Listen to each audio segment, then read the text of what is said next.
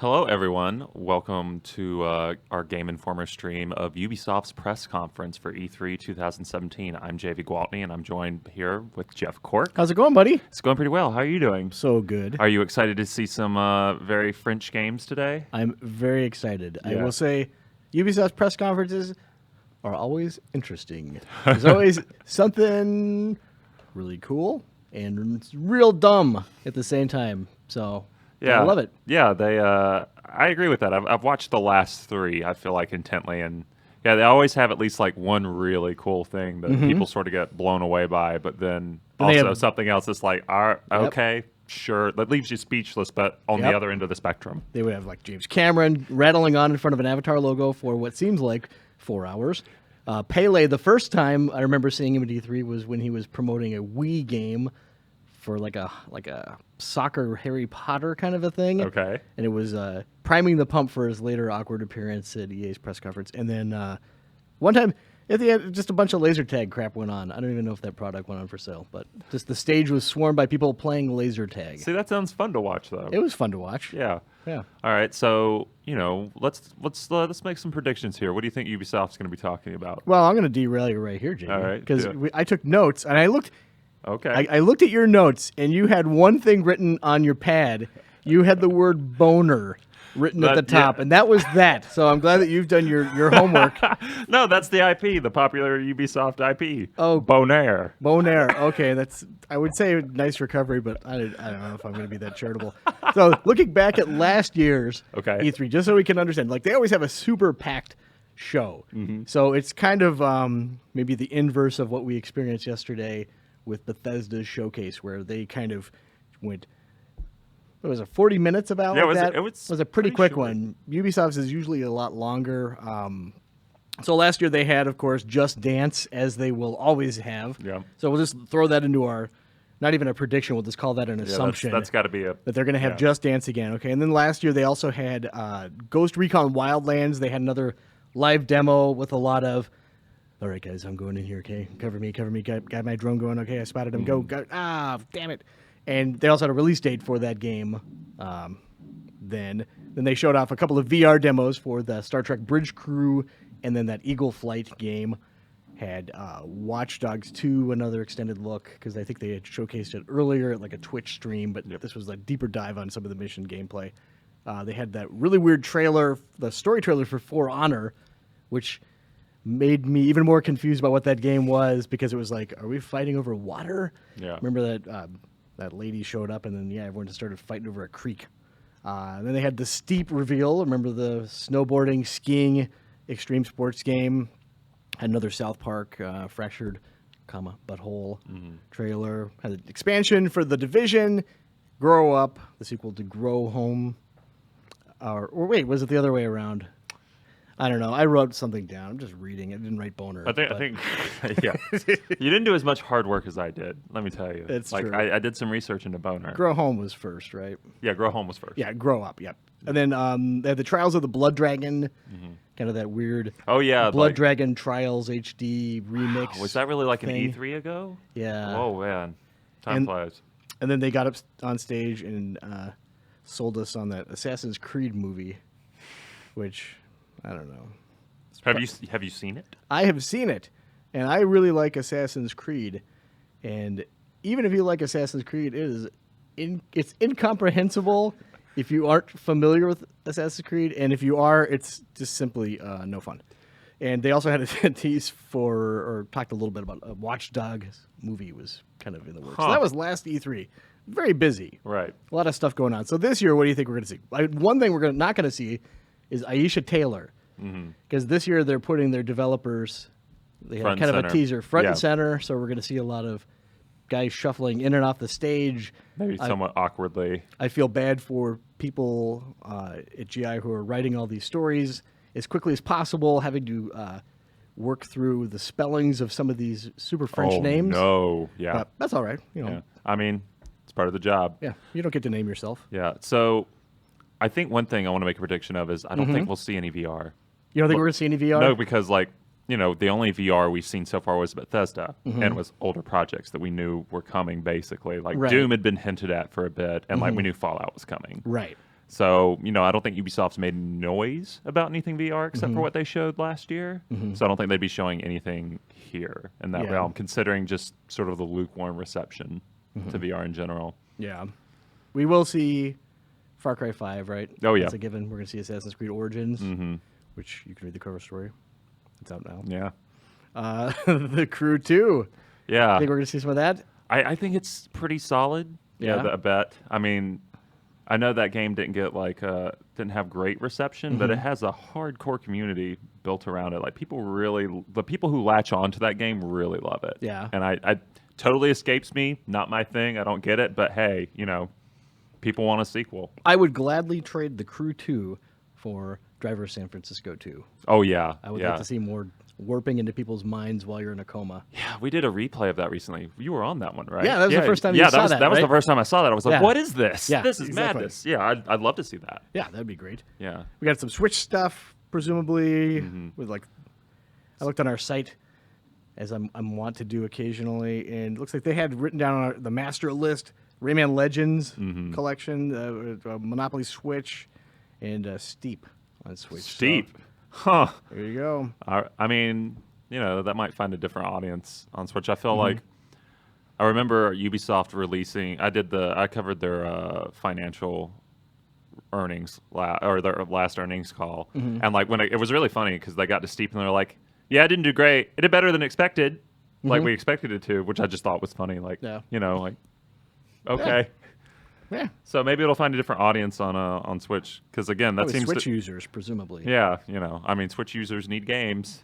They do. Yeah. As a Switch user, I need more games. You need more games. I've got 120 hours in Zelda and 2 in Thumper, and that's it. Question. Yeah. Would the Steep game on Switch have functionality with amiibos? What would even those amiibos look like? They're just generic sort of. Oh, you mean Mario appears in Steep or something?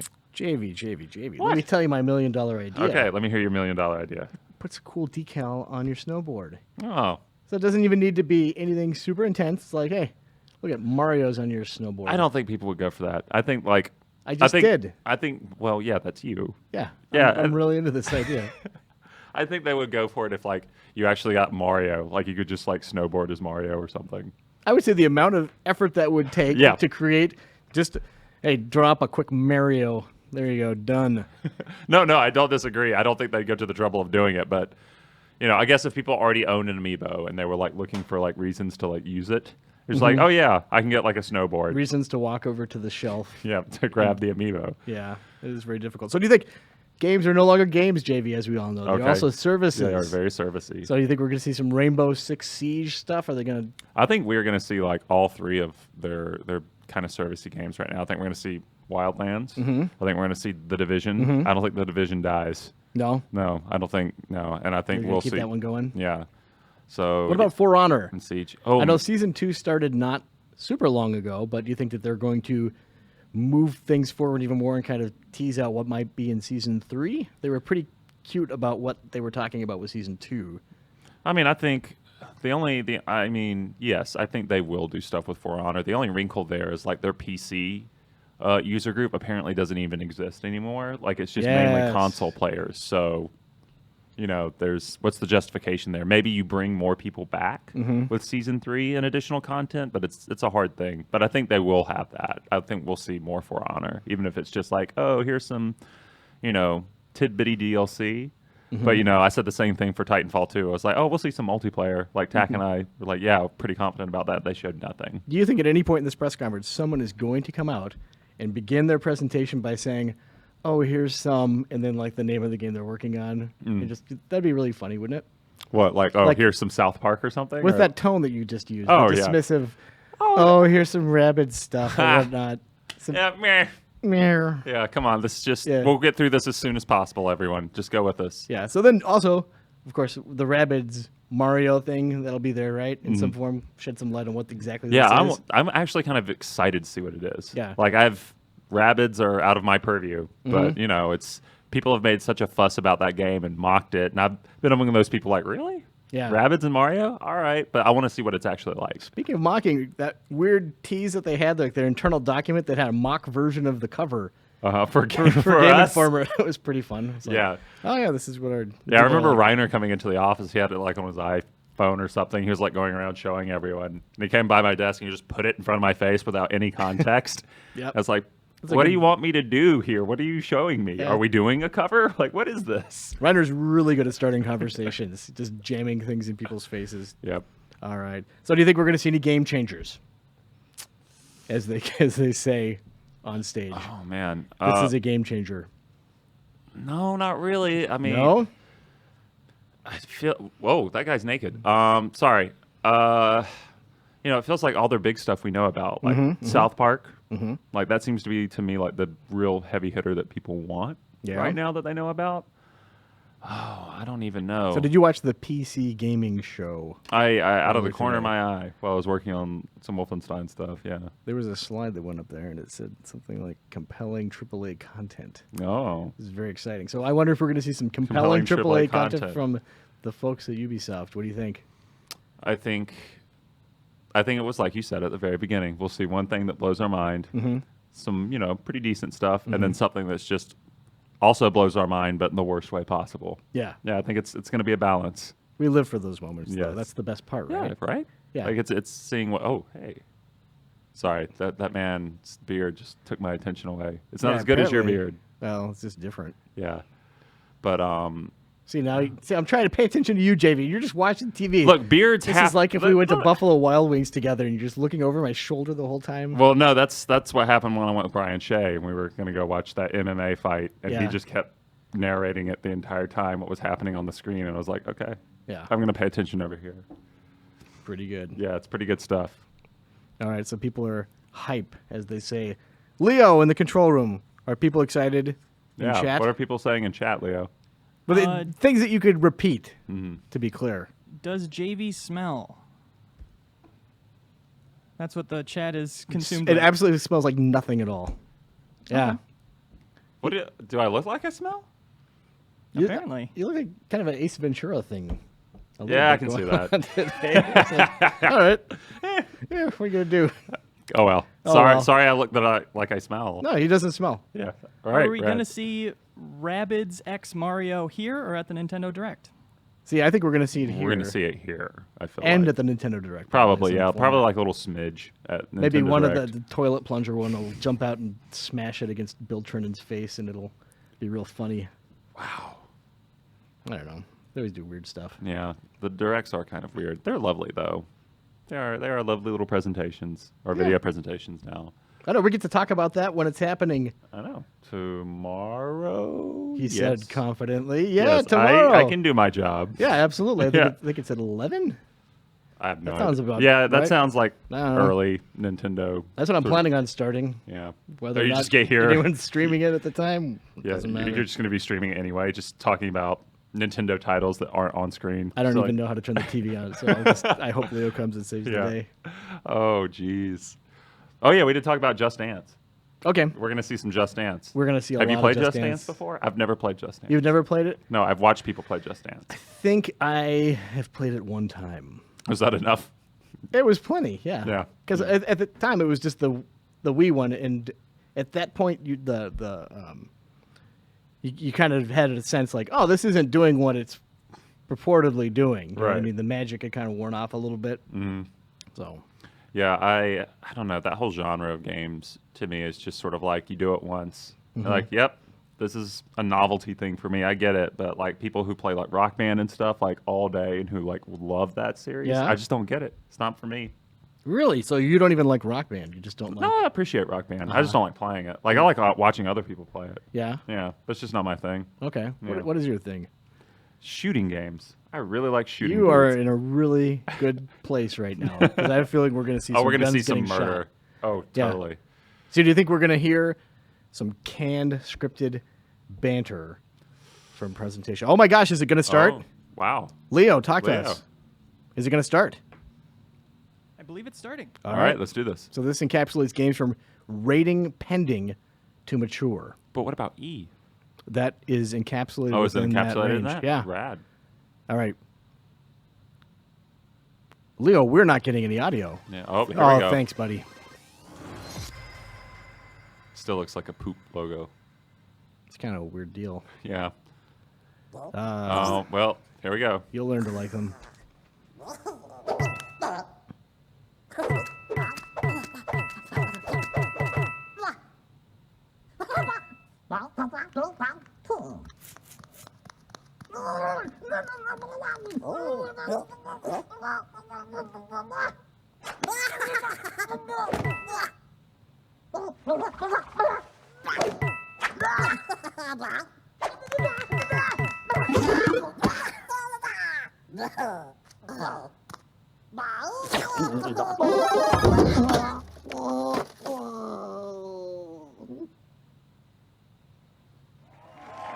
All right. Cool. Holy cow, it's loud. Whoa. Hello, everyone, and thank you. We've always wondered what could happen if our crazy rabbits were unleashed upon the world of Mario. Nobody ever thought that. Nope. Today, Nope. the dream is reality.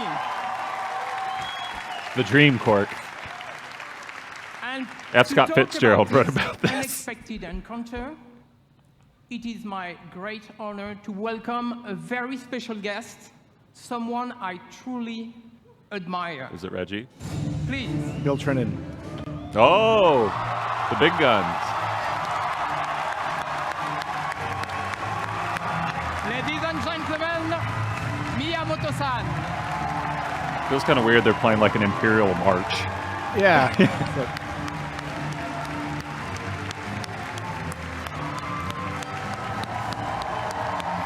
He's going to shoot. Okay, thank God. It's not a functional weapon. I think Thank you Miyamoto for kind coming. of lost it. He's going to shoot off We are so mushrooms happy into to the have crowd. you today. So what have you brought with you? well. What did you bring?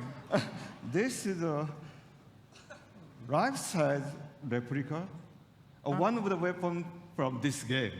Wow. Cool. I'm sure you love it. I brought one for boy. you. Okay. Oh, thank you. Wow. He's just so cute. So, He's a grown man, JV. I'm sorry. so let's take a picture. History made right there. Yep. Bill-san, he can have Yeah. our conversation. Okay. これほら、ね、ゴーストリーコンのとちょっと違うでしょ These are a little bit different from the weapons you see in Ghost Recon. 可愛いでしょ Yeah, very different weapons they're for cute. very different worlds. This one is, I think, very effective in the world of Mario and Rabbit. So, should do well.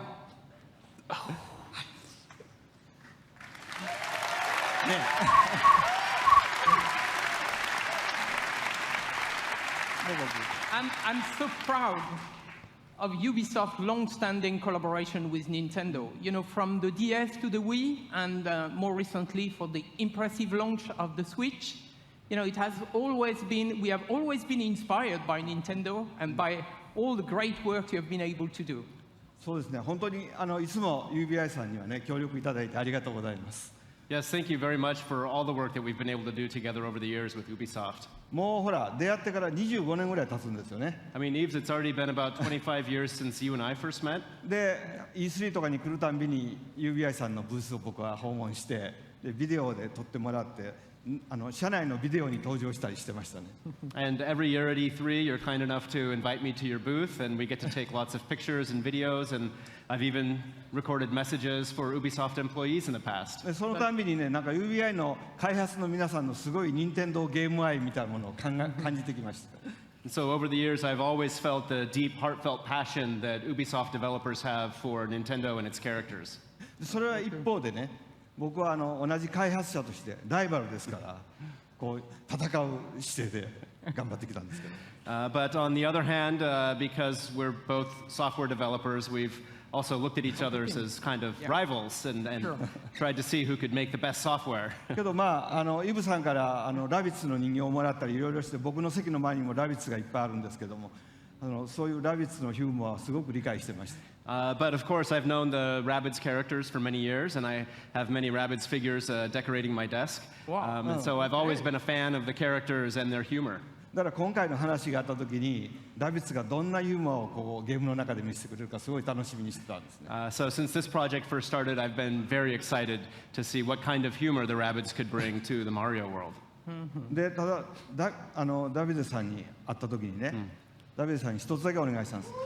And so when I met Davide-san, who is the creative director of this game, yes. When I met Davide-san, I had just one condition for this project. 絶対こうジャンプするゲームとかそういうプラットフォームゲームじゃなくて、マリオで今まで作ったことのないジャンルのゲームを作ってほしいとお願いしました。I said, whatever you do, don't try to make a jump game or a Mario platformer. Try to make a Mario game that has never been made before. よかったですね。And it's great. And I can tell you, it was an exciting, very exciting challenge for all our teams. And I think we've done something you will love. So, thank you very much for giving us the chance to perform on this game. はい、本当にこうヨーロッパで作るとこんなものができるのかとかね。それから、UBI さんやっぱりアクションゲームをちゃんと作ってる会社なんで、こう単性のストラテジーゲームというもののちゃんとこうテンポのいいゲームが出来上がりました。And so, of course, because the game is being made in Europe, it has a very unique flavor to it. And of course, Ubisoft is very good at making action games, but this game in particular has a great layer of strategy and tactics to it, but with a very good pace. Yeah, no, it's going to be fresh, actually. So now let's welcome Xavier, the producer of the game, and he will show us the game. So thanks again. All right, let's see what this thing is. All right.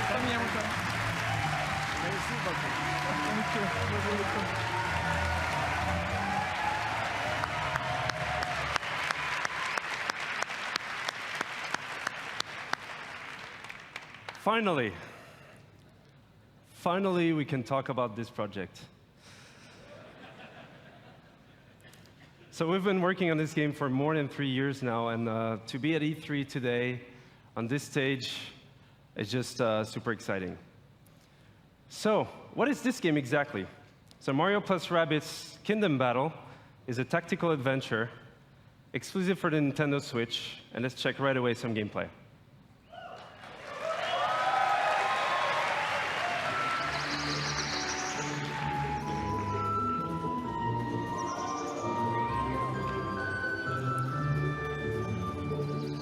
So the Rabbids have been teleported into the Mushroom Kingdom, and it made the world completely unstable and chaotic.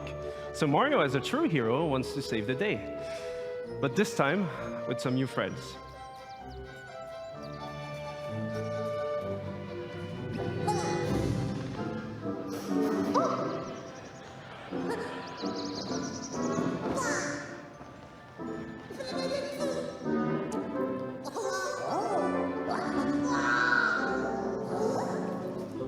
And at first, they don't really know each other, but in the end, they will form this dream team that will potentially save the Mushroom Kingdom.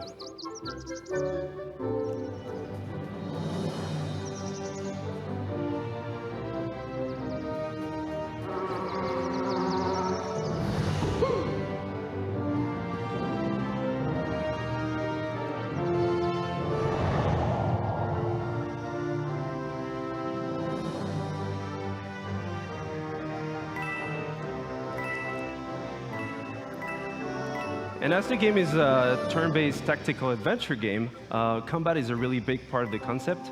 So you'll fight wave after wave of Rabbids that somehow turn bad.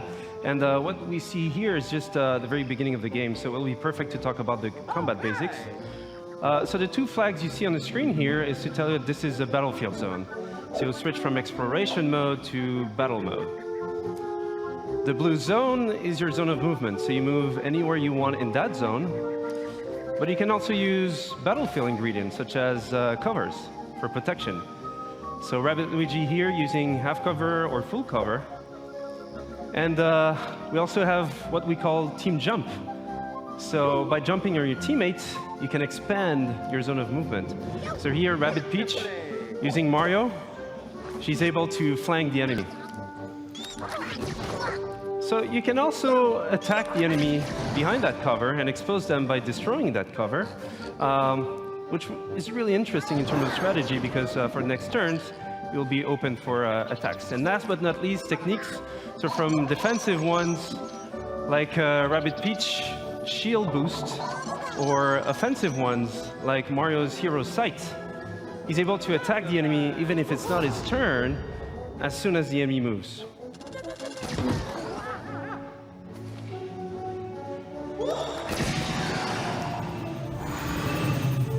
So this is a very core aspect of the game itself. So you mix and match attack options, movement abilities, techniques, but we also have other ingredients such as pipes, rabbit pipes. So those give you a good move to flank the enemy. So here, for example, Rabbit Luigi goes into the pipe, out of the pipe, dash the enemy, goes for Mario, team jump, land behind the enemy in one single movement sequence, and then finish off the enemy.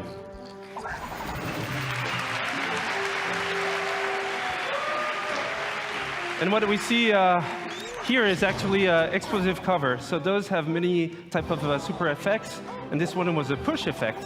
So you can push heroes or enemies out of the boundaries. So again, this is just a glimpse into the basics of the game. And as you progress into the game, you have more tactic tools. You'll be able to do more combo setups. You'll be able to use different type of heroes, different type of weapons, in order to battle your way through the kingdom.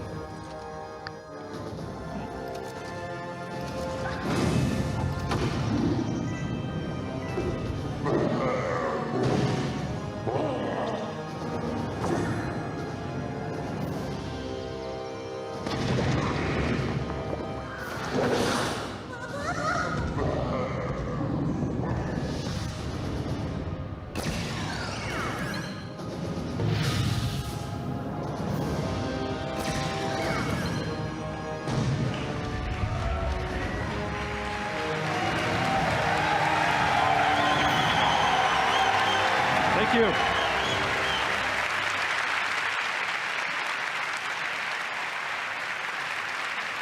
Thank you.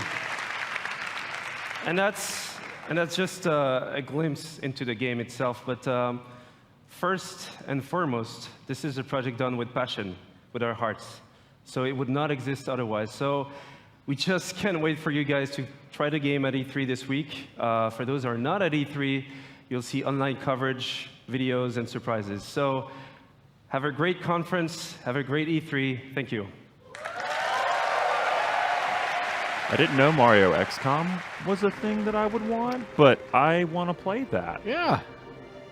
Definitely surprising. Yeah, like it could go either way, but it looks interesting. Like Yeah. I want to play it. I was expecting real-time combat from Yeah. that.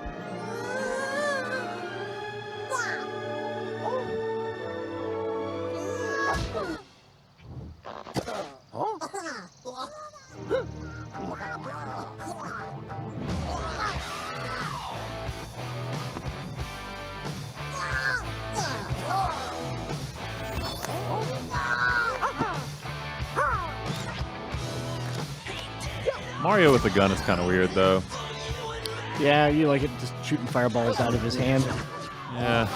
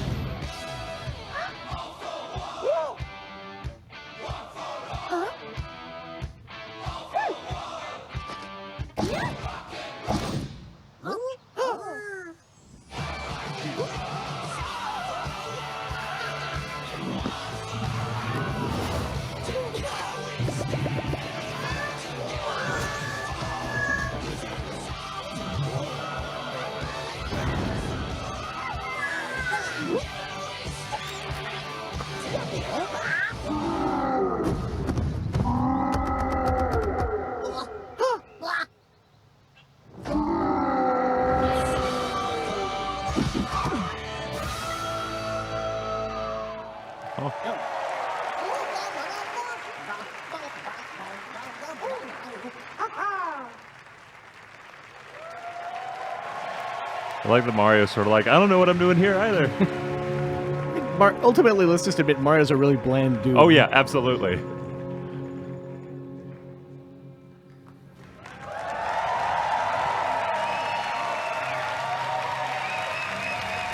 Oh hey, this game looks familiar. Hi, I'm Ashraf Ismail, Game Director for Assassin's Creed Origins. I've waited a long time to say that.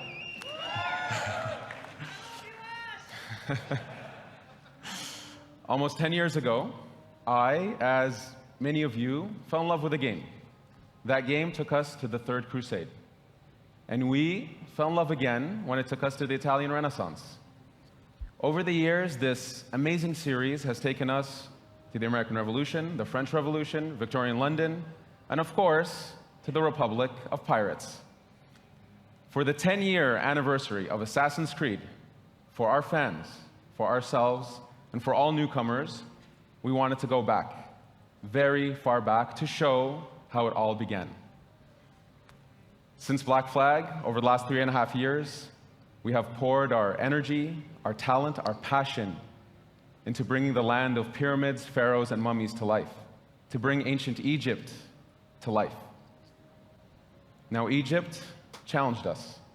It fundamentally challenged us to reinvent what it means to be Assassin's Creed.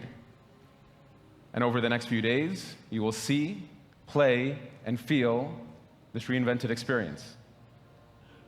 I am deeply honored and proud to be here representing the amazing work of a phenomenal team, and thrilled to finally be able to show you this beast we have been building. Without further ado, here is a taste of Egypt.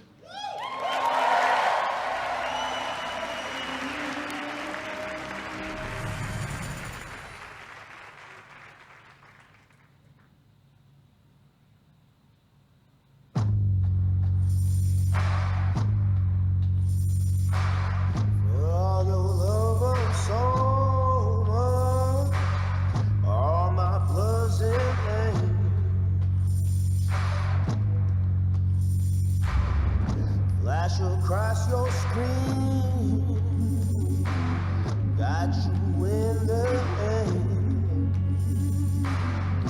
15 minutes of freedom, still can fit so many.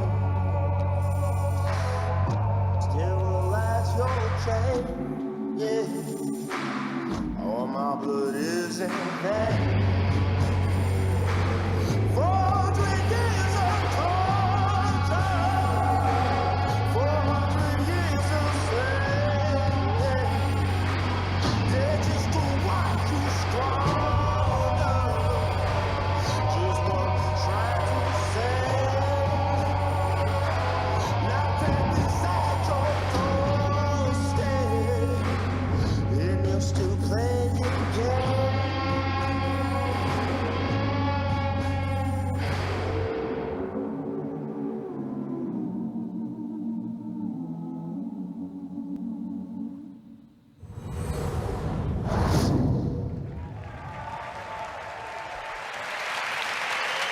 Thank you.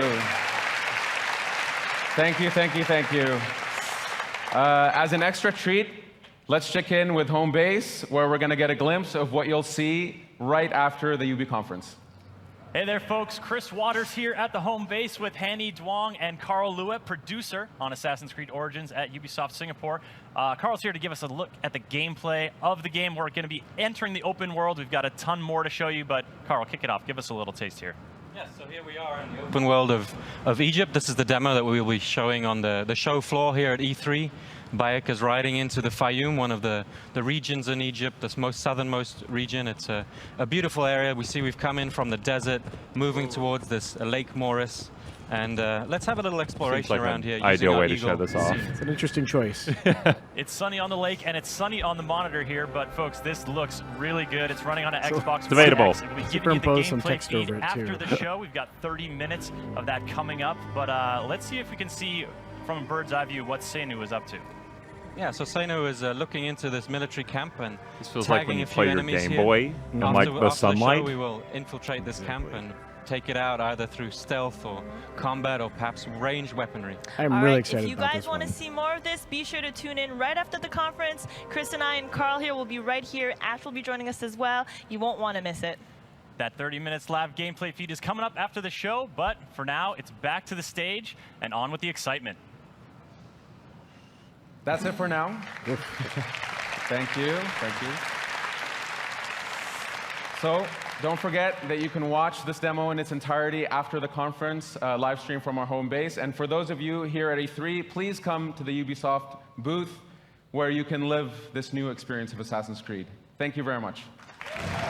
Yeah, I'm pretty excited for that one too. I have concerns about like just how much desert there is from like the clips they've shown and how much time you'd be navigating that. Not as much as you might think. Okay, yeah, that's good then. I guess this is Far Cry.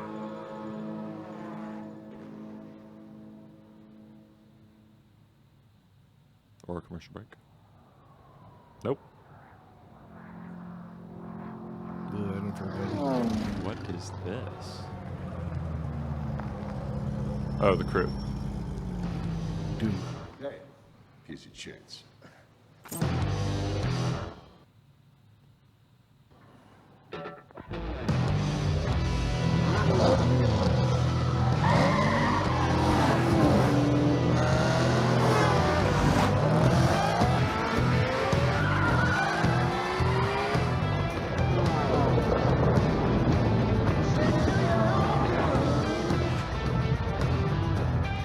Huh.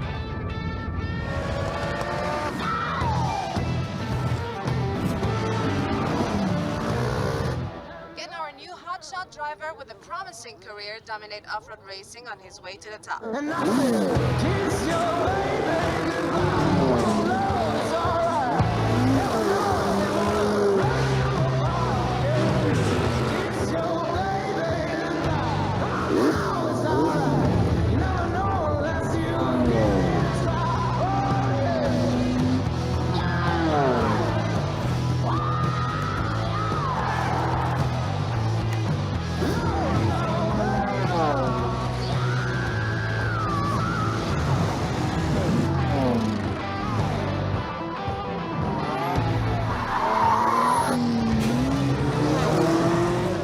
Oh, there's a skid. Oh, and there's a wreck. The cars are piling up. Our champion swerves around it brilliantly. Now that's the skill that wins no matter what the engine, no matter what the track.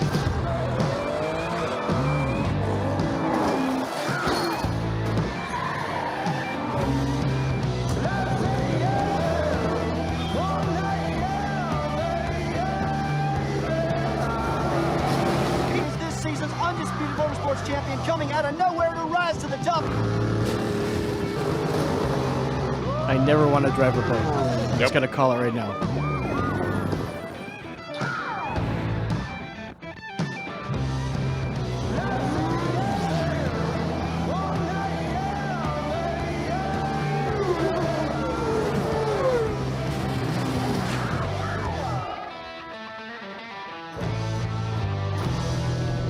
I really don't want to be that guy.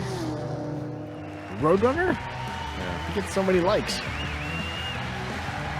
That trailer was really impressive, though. I really like the transitions there. That was super cool. Thank you. Thank you. Thank you.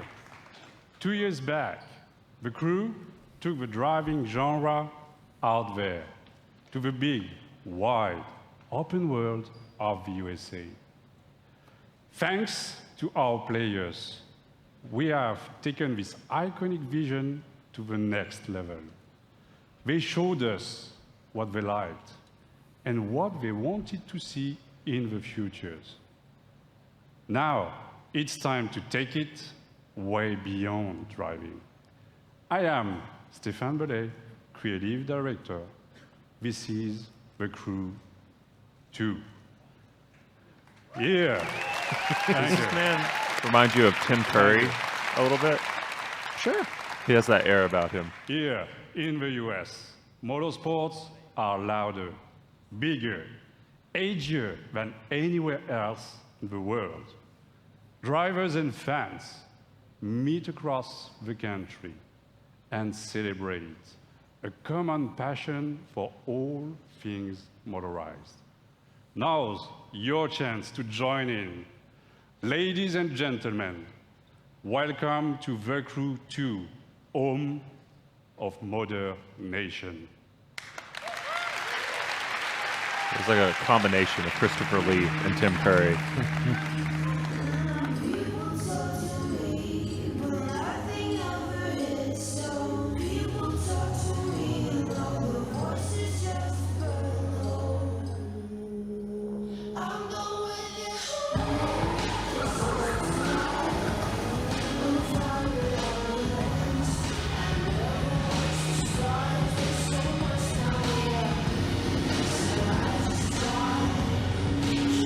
Oh, you want to drive that boat? I might drive that boat. That boat in particular. Yep.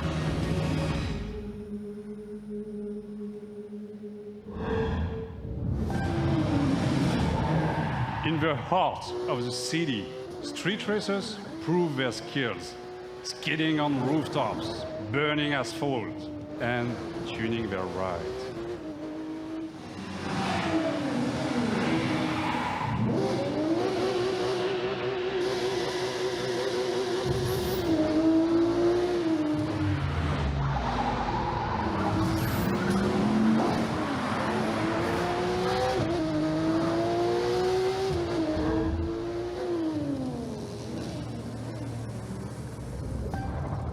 Forge your own path off-road through the striking beauty of nature.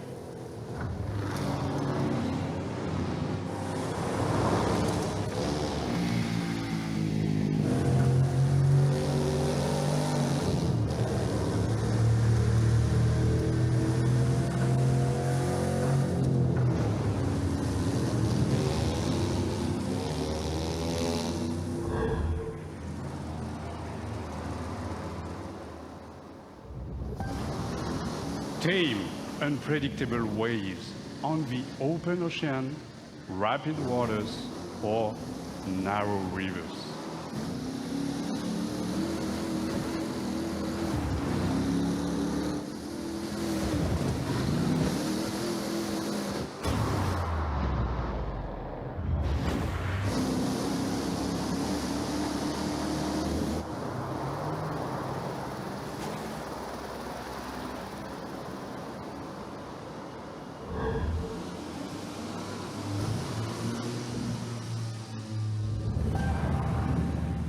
Fearless pilots rule the skies, spin between buildings, through the clouds, among stunning, stunning perspectives.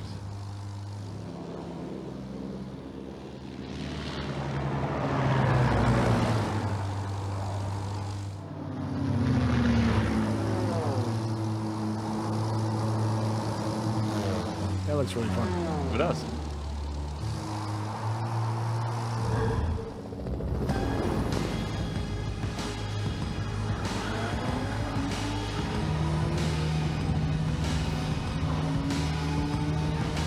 I'm more curious about how big this world is, though, and how diverse it is. Yeah, is the Midwest just Chicago again? Yeah. Like, that always seemed like the most compelling feature to me was like, let's present like an actual miniature version of the United States of America. Yeah. And it kind of faltered on that. But it was a cool idea. So I'd like them to see like them pull it off. Yeah, for sure. Thank you. Especially if you have planes, that you can need some real estate to fly around. Oh, yeah. All across the country, high-octane contests await you. Take the lead on Mother Nation. You've had a glimpse of The Crew 2. Register now for beta access or play the demo at the booth. Experience TC2 for yourself. Enjoy the ride. Thank you. Did he just wink at us a little bit at the end? Oh, definitely. So they showed off San Francisco a lot. And maybe a little bit of Florida. South of New York. Yeah. Thunder. Lightning. Lightning. Everything's so frightening. Yep.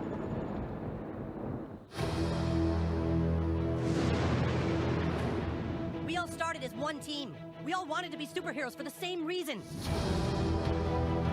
You're a traitor, Tweak, and now you're with a group of super traitors. This was started by you. We aren't the ones who walked out of the fucking franchise, Mysterion. Why would the Freedom Pals help us? We send a spy, someone in our group who pretends to want to switch sides and join Freedom Pals. Somebody who they don't know very well. All is fair in love and war, Freedom Pussies. You fucking animal. You've got problems, new kid. Whatever you did last night got a lot of people's attention. Bad people. If you need information, just know you can rely on Call Girl. Who the fuck is that? So I guess now any fucking asshole thinks they can be a superhero. We're gonna rip you apart! Dude, Mysterion is pissed at you, new kid.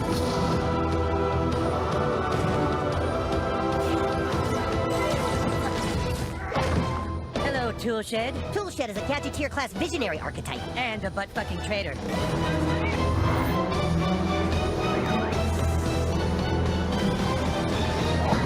Eric, you must listen to me. Get out of my head, Timmy. Your franchise is going nowhere. Face the truth, Eric. You guys are kind of douchebags. He just called us douchebags in my mind. He did? Southpaw, the fractured but home. Available October 17th.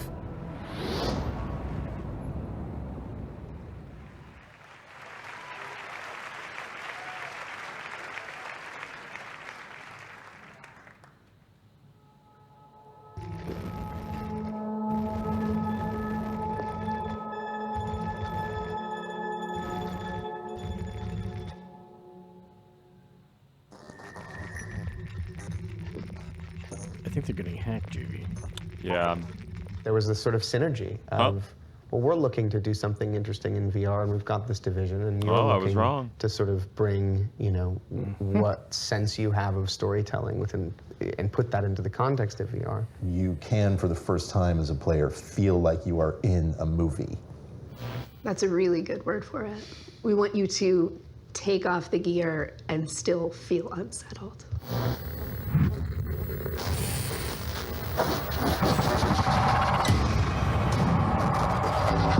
Whilst working with Ubisoft, we stumbled across some fascinating research that had begun in the late 90s. Essentially, neuroscientists had figured out a way to upload brain data, trauma, emotions, memories, to the digital space. Now, we've gone and taken the next logical step, and with Ubisoft, we've recreated in virtual reality one such test subject. So we'd like you to come and join us and experience the Walter test case for yourself. Again.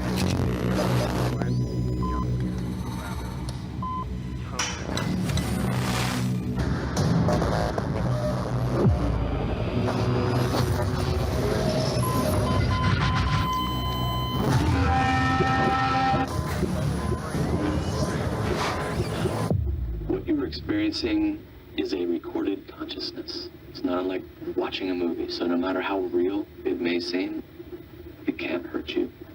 You are completely safe. You are completely safe.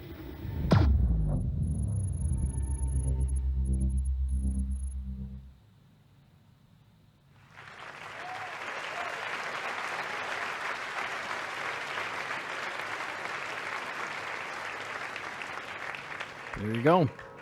Would have been good to see more.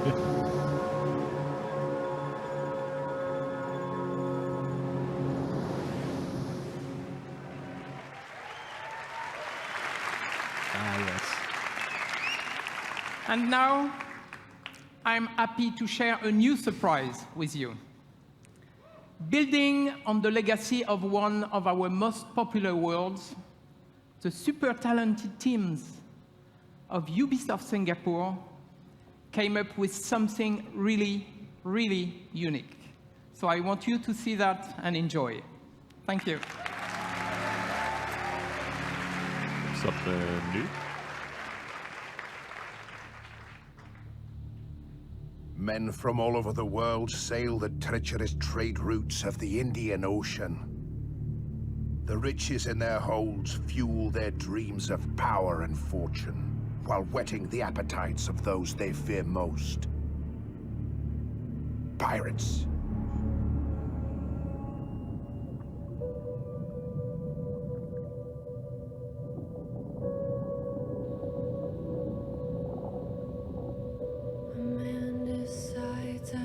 gonna do a straight up pirate game now? I mean, I'd be for that, considering how great Black Flag was.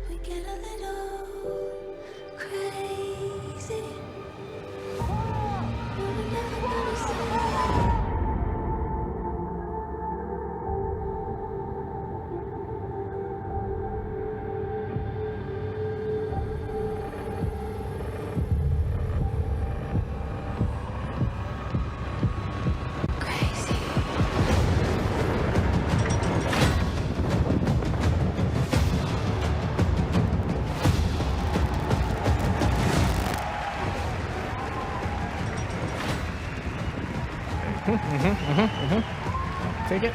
Thank you.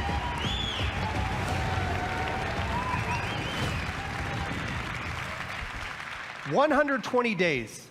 That's how long the average pirate survived a lawless life on the seas during the golden age of piracy. I'm Justin Farron, the creative director for Skull and Bones, and this is your chance to not just survive, but to climb the food chain and surpass the legend of every pirate who ever sailed the high seas. Since bringing innovative naval combat to Assassin's Creed, we at Ubisoft Singapore have set out to bring you the ultimate pirate experience. A tactical action game where we take that naval combat to the next level, mastering the ocean and its winds at the helm of ships armed to the teeth. Skull and Bones takes place in a shared systemic world where you can sail solo or form a gang of pirates with your friends, and together terrorize the trade routes of the Indian Ocean. Season after season, you'll collaborate and compete with other bloodthirsty players, even execute ruthless betrayals, in order to become the ultimate pirate kingpin. Now I'm proud to share with you the Loot Hunt, one of Skull and Bones' 5 versus 5 team-based PvP modes. Right on, right? We've just received intel that merchant convoys rich with treasure are sailing just off the coast of Madagascar. But beware, there are other pirates also looking to plunder the PvP disputed waters of the Indian Ocean.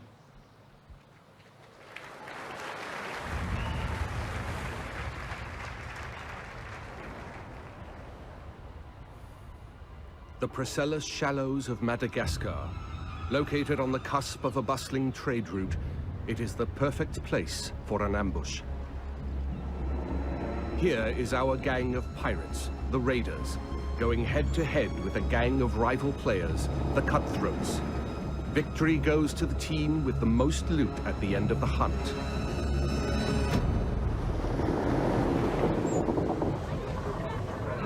Are we ready for a hunt? Knowing how to sail with the wind is a pirate's most precious skill.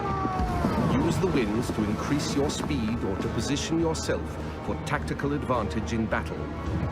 To reap the most rewards, it is best to split up, some going inland, others keeping to the open sea.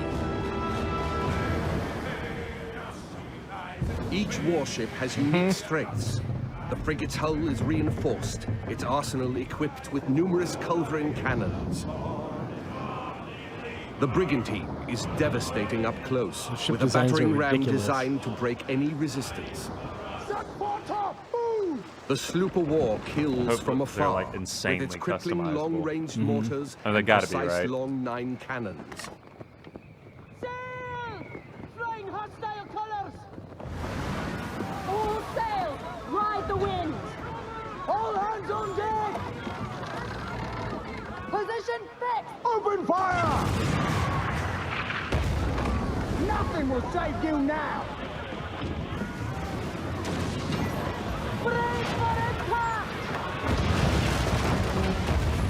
I mean, this straight up looks like a heavily modified Black Flag, and I still want to play it. Oh, absolutely. Like, I want this now. You're here for the loot, and so are your rivals. Store the goods, then back to your station. The team that escapes with the most loot claims victory.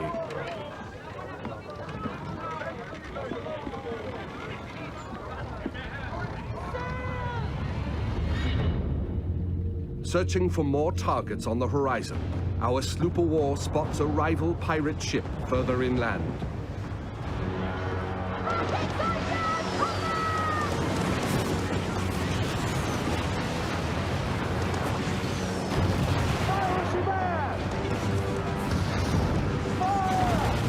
With its heavily reinforced hull, our frigate swoops in to save the day, bearing the brunt of the damage.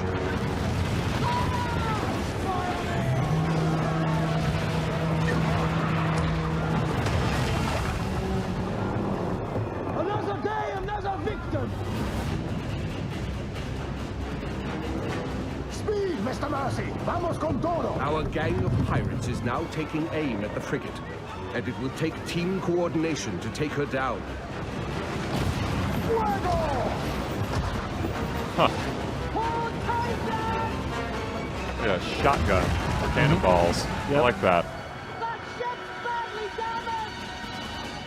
Grape shot. We can take their ship. With the enemy ship's broadside now vulnerable, our frigate rushes in to board her. No water. Okay, so you can board. Yep. Oh. Taste of blackened silver. Fancy snorting some fish, miss?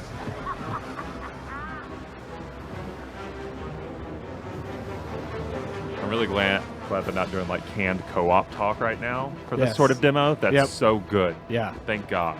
We've got pirate hunters! It's the Rock Fleet! Man au war! Rockets away!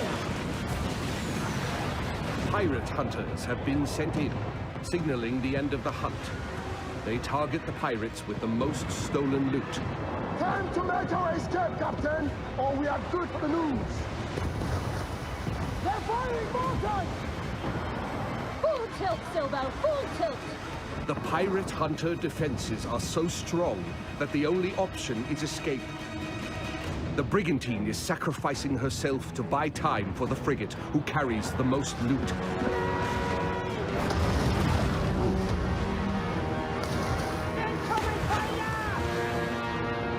The frigate now needs to make its escape through the reefs. Captain, let's make for the reefs! Successful pirates know when to run, with their hulls full and the wind at their backs.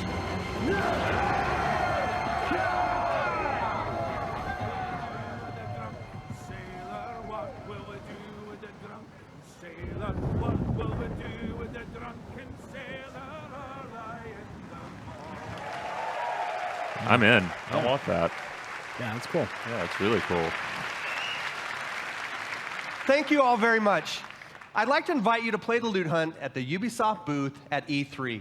And please register for our live phases online. Oh, and one thing I forgot to mention. The world of Skull and Bones is one that evolves. When you act, it reacts.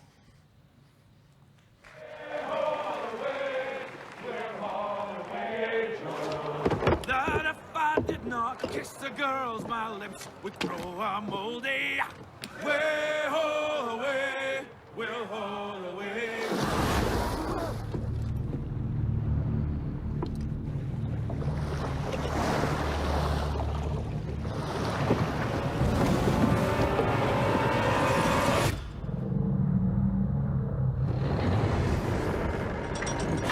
Was that a Kraken, you think? Or I believe what you were looking at was a Kraken. all right, cool. There you go. If you're going to do it, do it. Yeah, go full hog.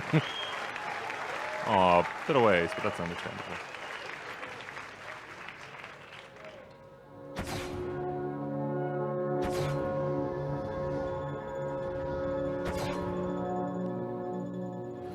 Oh, Just Dance.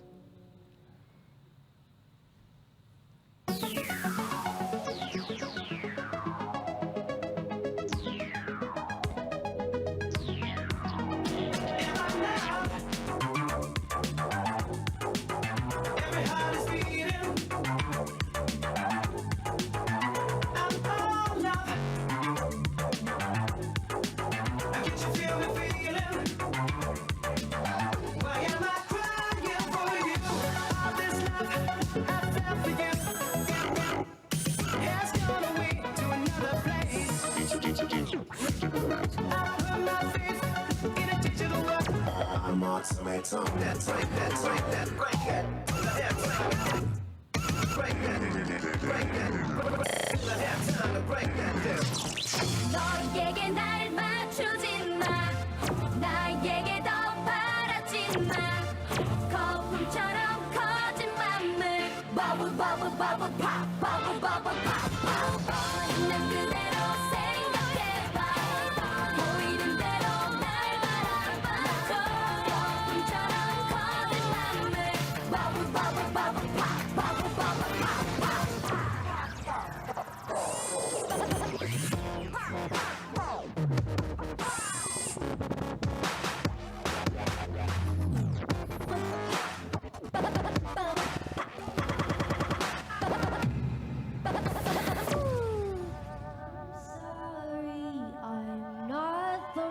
Pretty, I'll live forever, sing like Whitney. But I still wanna dance with somebody. I just wanna dance with somebody. I just wanna dance with somebody. I just wanna dance with somebody. It could be anybody. Tell me, are you that somebody? Don't matter who you are, just let me the way. I just wanna dance with somebody. I just wanna dance with somebody. Ooh,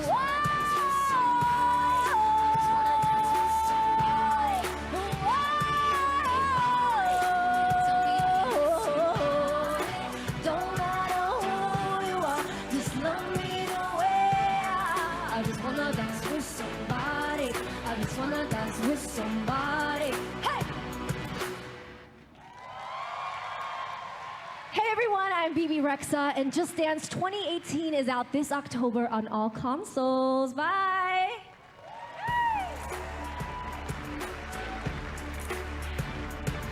How well do you think this sell? Oh, Like, unbelievably well. You use it as a telephone. You use it as a camera. It's your music player, your flashlight, calculator, and GPS navigation device. But now, finally, the most high-tech company in the world has unlocked the mobile phone's true potential so that it can do what it was truly meant to do. We are playing Cowboys and Indians.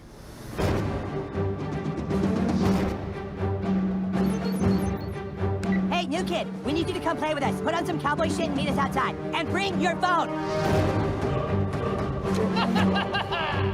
Whoa, whoa, we're playing Cowboys and Indians, dickhole. Inuits are technically Native Americans. This new kid puts me to shame.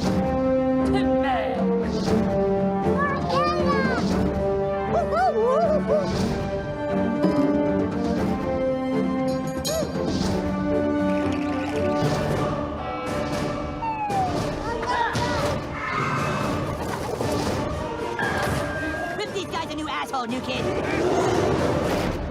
Phone destroyer!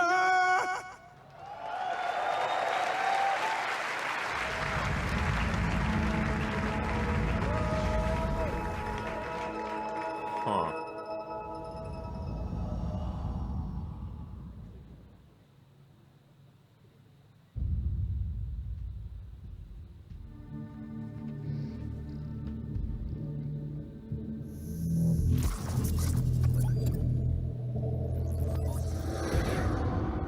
Atlas, jewel of the Pleiades.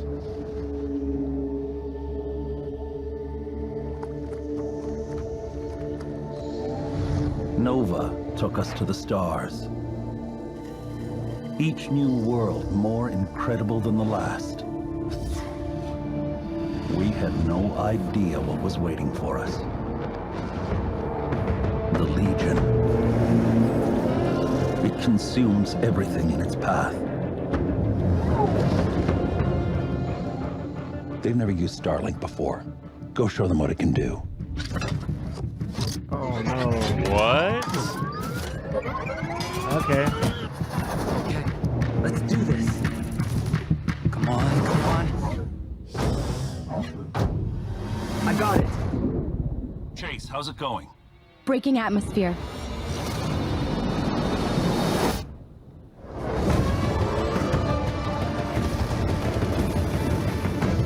Let's even the odds.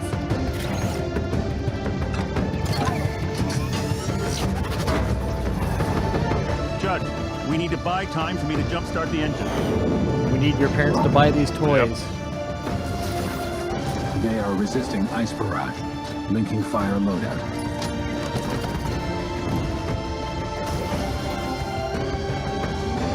We're up against impossible odds, but together we will adapt and overcome.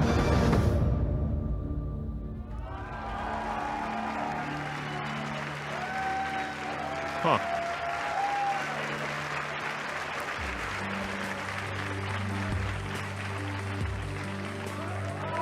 I was on board until the Toys to Life thing, and now I'm not sure. I don't want to buy more I'm stuff. Matt Rose, producer in at general. Ubisoft Toronto. Like many of you, I grew up in the 80s, obsessed with sci-fi, animation, comics, and of course, all the really cool toys. At Ubisoft Toronto, we built a team with a dream of bringing those amazing childhood memories back to life for a new generation. Starlink Battle for Atlas allows you to take control of a team of star pilots in a massive, open, living star system, fighting to save Atlas from the Forgotten Legion. Build your custom starship, and then adapt to new challenges on the fly. Link extra armor and heavy weapons to take on a huge Legion Prime. Search for ancient secrets lost on the worlds of Atlas, or outrun outlaws through an asteroid field. Freedom is at the core of Starlink Battle for Atlas. Collect your way with both physical Starship collectibles and digital versions available, and even take your game on the go using the power of Nintendo Switch.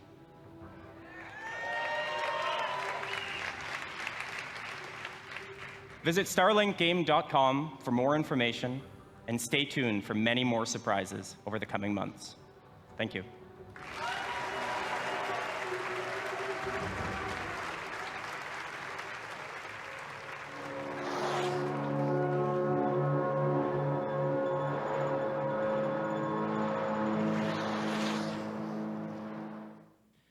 Hi, I'm Rebecca Coutaz. I'm the studio director at Ubisoft Annecy. It's a pleasure for me to be back on stage after our announcement at E3 last year. And we have had, since then, a full year of support and continuous development of Steep. Since the very beginning of this project, we have been working with athletes, and we have always been impressed by their passion and dedication. We learned how one champion spent 300 days a year on a trampoline to practice for that perfect landing.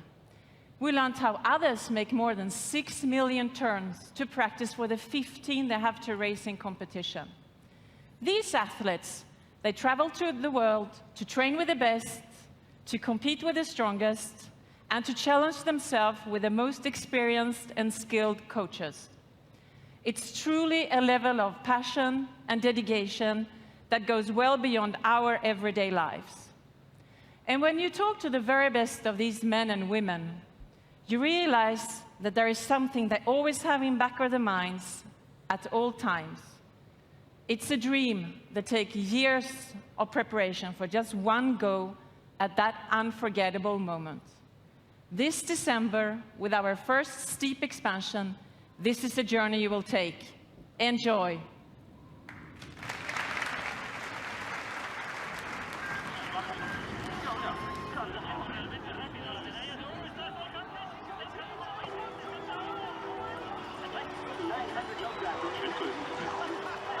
As a child, you would wait and watch from far away, but you always knew that you'd be the one to work while they all play. And you'd lay awake in that scheme of all the things that you would change, but it was just a dream.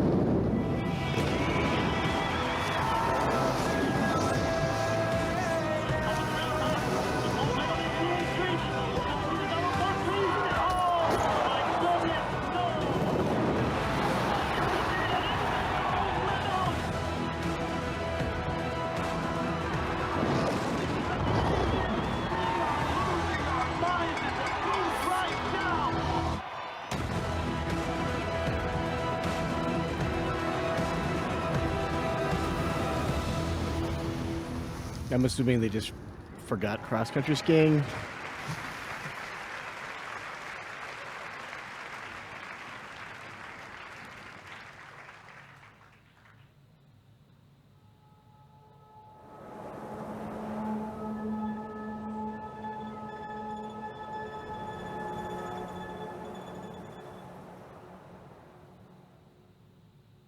What do you think this is, Javy? The cry of far. Yep. I'd recognize that grass anywhere.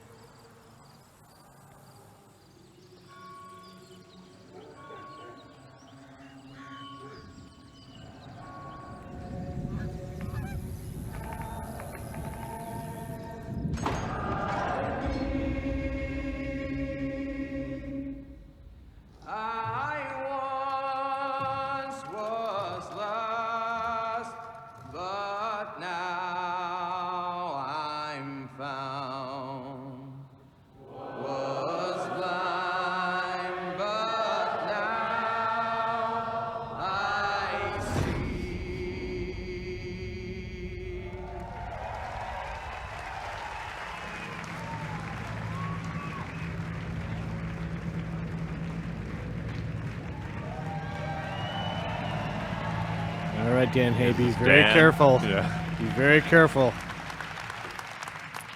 We'll make some people Hi, my mad. name is Dan Hay, and I'm the executive producer of Far Cry the brand, as well as the creative director of Far Cry 5. I'd like to introduce you to Hope County, Montana. Vast, beautiful, rugged. A place where people don't even lock their front door anymore. But that's how it used to be. Today, Hope County's been overrun by a fanatical cult. You find yourself trapped deep in cult territory, cut off from the rest of the world. They've closed the roads. There's no cell phone signal, no 911. People are fucking scared. I had to say it.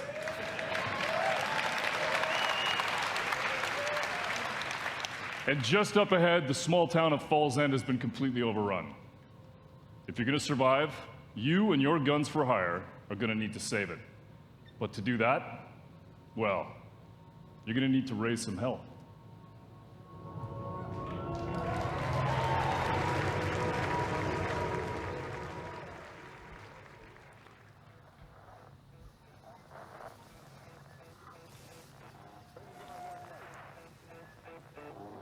That looks uncomfortable. Probably had a better day.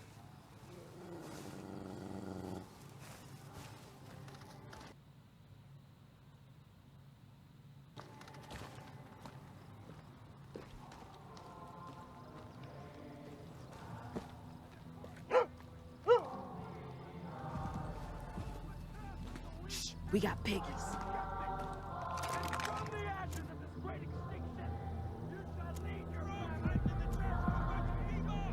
Town looks like a war zone. Where do you want me?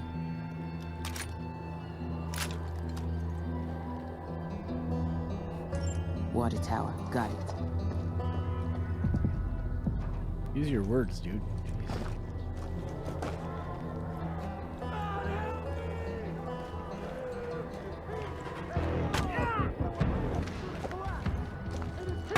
Who will lead us to Eden's gate? Souls do not harvest themselves. The weeping has begun. You will be. I'm in position. You will be cleansed. You will confess your sins, and you will atone. For only then will you walk in the light of our Father and be delivered. Boom, boom, motherfuckers. Boom, boom, boom, boom. Bang, bang, bang, bang. Boom, boom, boom, boom. Behind you. Bang, bang, bang, bang. Gonna need more help. I love the way you walk, and I love the way you talk. When you walk that walk, and you talk that talk. You knocks me out off my feet. Looks like you could use some help. Boom, boom, boom, boom. Target bang, a bang, fucking bang, quad. Boom, boom, boom, boom.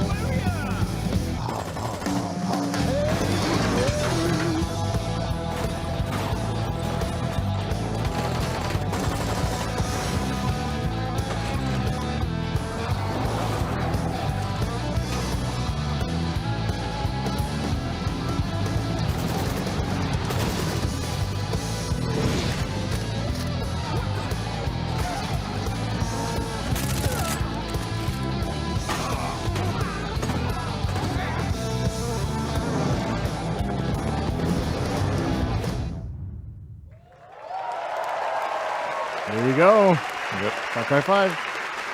Definitely looks like Far Cry. That's going to be my new move. I'm just going to repeat the name of the game we just saw. It's very helpful. There you go. That was a steep expansion. Yeah.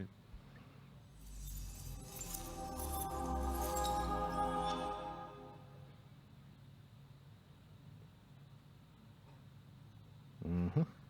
Oh, they have something else? It's got to be something big.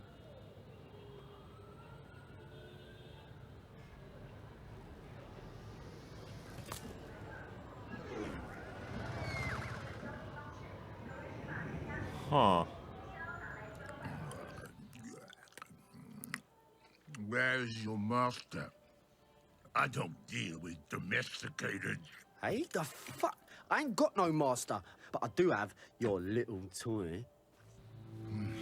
Show me the idol. Show me the Redeemer. Here you go, mate. Yo, yo, yo, hand it over. I got a hot date who don't do late. Monkey's got a date. Mwah. What? What? What? That's Swiss fucking chocolate, pig. Bon appetito.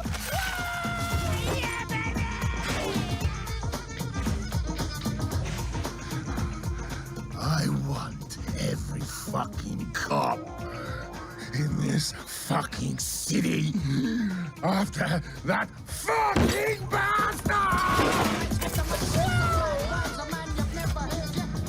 Grab my chassis, Noxie!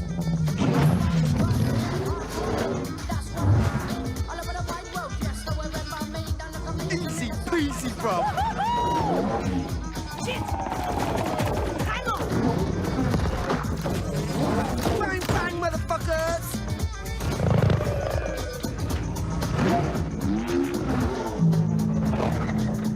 Fuck me. Damn!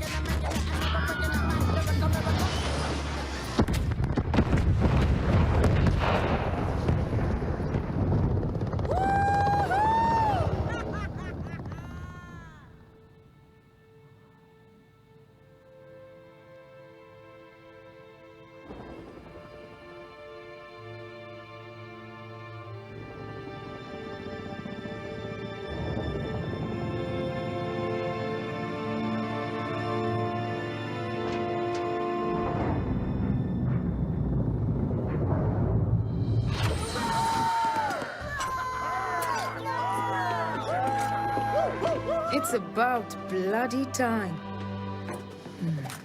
Let's see what we've got.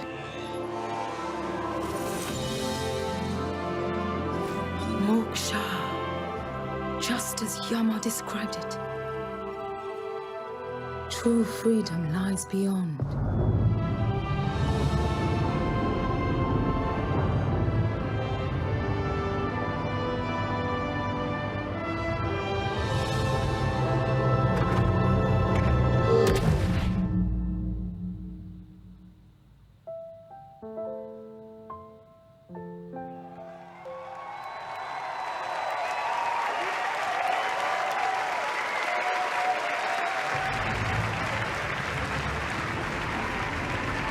Sure, we'll see that in about 10 years. You actually see it? Maybe play it in 20.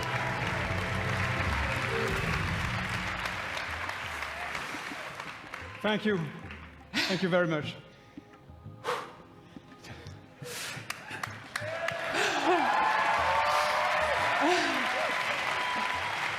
Thank you. First of all, I want to say a big thank you to all the teams who worked very, very, very hard on creating all this world. Again, thank you to all these teams behind us. I want also to say thank you to Yves, with all my heart.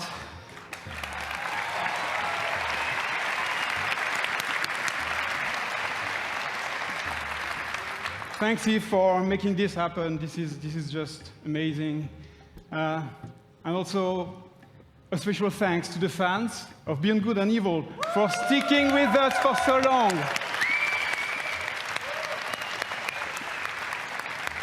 It's about bloody time. 15 years. Almost. So welcome to System 3. Our story takes place before the birth of Jade, in a multi-ethnic, multicultural human society in a distant solar system. It is a time when corporations create hybrids in their labs and enslave them to colonize the stars in order to compete for power and cosmic resources. With our crew of crazy and unforgettable characters, we fight in the name of freedom and the right to determine our own fate among the stars. And we will helm massive star-faring vessels through territories as spectacular as they are dangerous. We've been working very hard just on the technology during 3 years. And today, we have a seamless online playground where we can travel across space at the speed of light. We can explore mysterious cities and discover unknown lands by ourselves or with friends. And we want you to participate in the making of this great adventure. Join our Space Monkey program.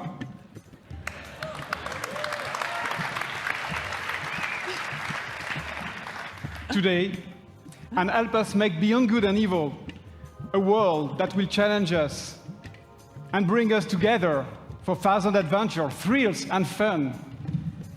And please, Yves, just join us. This is. Thank you. Thank you. Yeah, congratulations, you guys. You know, Gabrielle and Michelle, you've done a fantastic job.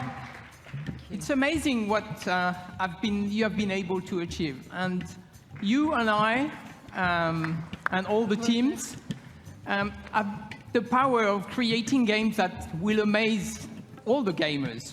And I think video games can help us to grow and to get better. So thank you very much. Thank you. Thank you. Congratulations. Thank you. Thank you.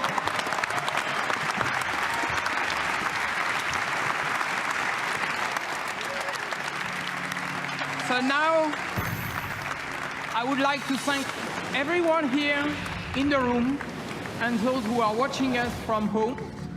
Thank you for listening today, and thank you for playing our games.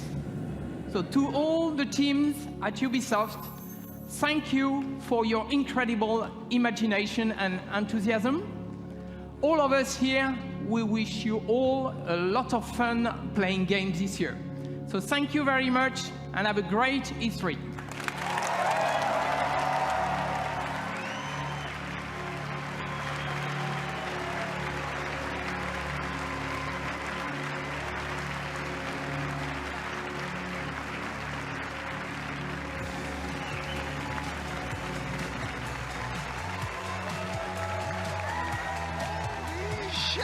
Okay, wait, look, most importantly, it's not over. The show is not over, folks.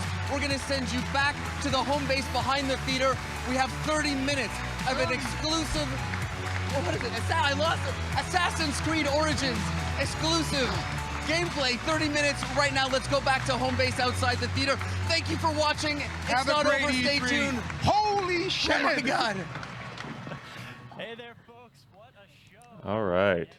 So, you know, one of the things I always forget about is like just how global Ubisoft is until they start introducing all those studios on stage, and it's like, you know, Ubisoft Montreal, Ubisoft Toronto, you know, just all over the place. All over Canada. Yeah, all over Canada. But like but you know, yeah, Ubisoft Singapore, like it's just there's so many studios. Yeah, and they're working on so many projects. I can't like, are there any other publisher/developer ventures that have like that many studios everywhere?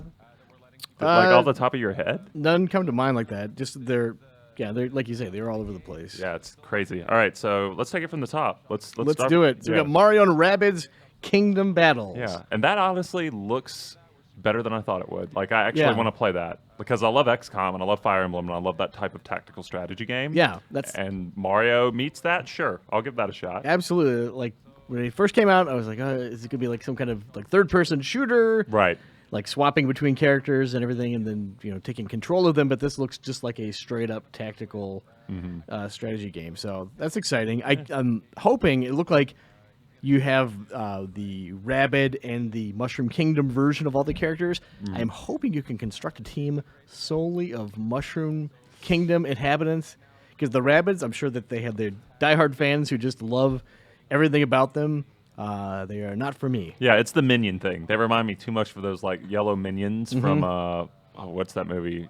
Despicable Me? Yeah, Despicable Me. Which I like those movies, but man, I don't care for the minions. I think a little goes a long way Yeah. for me. Yeah, it seems like for whatever reason, somebody really likes them at Ubisoft. And I could be wrong. Maybe people love them the world over, and I could just be in the minority here. But yeah, maybe it's just like an age thing. Like it's just not for me. They've never been for me. It is very interesting that Mario, a character who was so focused on plumbing, this is like a giant toilet in the background. It's just weird to put that association. Like, yeah, Mario knows his way around toilets. That emphasis maybe not so much in the Mario games proper. Right. But Rabbids are super into plungers and toilets and everything. So I don't know where I was going with that, but no, the thing about that was I definitely noticed the toilet, but that wasn't what like stuck out to me. It was in the toilet, the duck the rubber with duck? the choker. Yeah. With the choker. That was the detail. I was like, why? Why would you do that? I don't know. But yeah, it looks interesting. I'll play it. Yeah, for sure. Then we had Assassin's Creed Origins right after that. Yeah. Just kind of a quick look at that. I wrote the cover story for the new issue, so I got some hands-on time with the game. And talked to the developers pretty extensively. I'm very excited for that. I've been a fan of the series for a long time, since the beginning, and I know that it's had kind of a bumpy path. Right. I think Unity was a real like wake-up call for a lot of people, and that's one that I honestly have not gone back and finished, just because like supposedly it got better after all the patches and everything. But I feel like you look at those credits, and there are so many people working on them, and it's such a flagship title that it's just like my margin of error for something like that. I don't have a whole lot of tolerance for it, So right. I did like Syndicate a lot, but no, Syndicate's great. Origins has, I think this kind of speaks to Ubisoft's games as a whole. I know the kind of their open world structure is fairly polarizing. Some people find it a little tedious, and that there's a lot of busy work and everything. For whatever reason, it's like the opposite of the Rabbids. I really enjoy that loop that is prevalent in a lot of their games. Like I'm playing Ghost Recon Wildlands right now, and I know that a lot of it is just kind of mindless, doing the same tasks over and over. The tasks are pretty fun though, and I really dig that. And I think that with Origins, you have the Assassin's Creed kind of loop that I enjoy, but it's also got a lot of the RPG elements, like the randomized loot, which if that taps into just a fraction of what I love about games like Diablo 3, I am in big trouble. Yeah, I'm curious to see how that plays out, because I like the idea of it. I like the idea of having RPG light sort of mechanics with loot and with like leveled equipment. Mhm. But you know, it's all a matter of like how it plays out in practice. Like Yeah.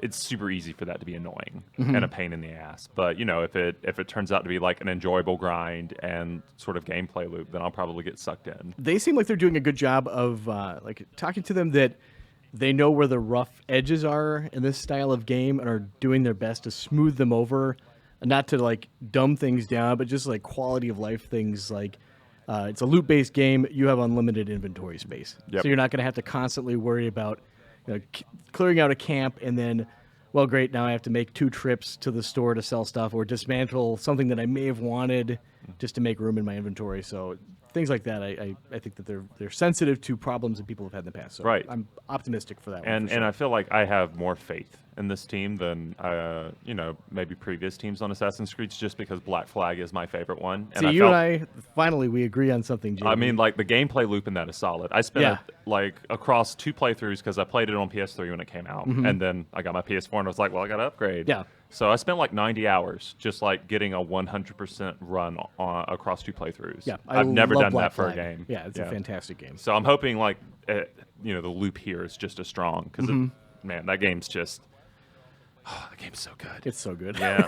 It's like probably the least Assassin's Creed game too. So Yeah. there you are. I think that a similar, not to say that they're downplaying what Assassin's Creed is, but I think that a similar philosophy runs through Origins. Right. So I think you'll probably get a kick out of that too. Yeah. Then we have the Crew 2. Yeah, the Crew 2. They didn't really show that much, I No. felt like. Not I mean, they showed, you know, the new expanded vehicles and stuff and Mhm. like all you could do, but to me the Crew isn't really about that.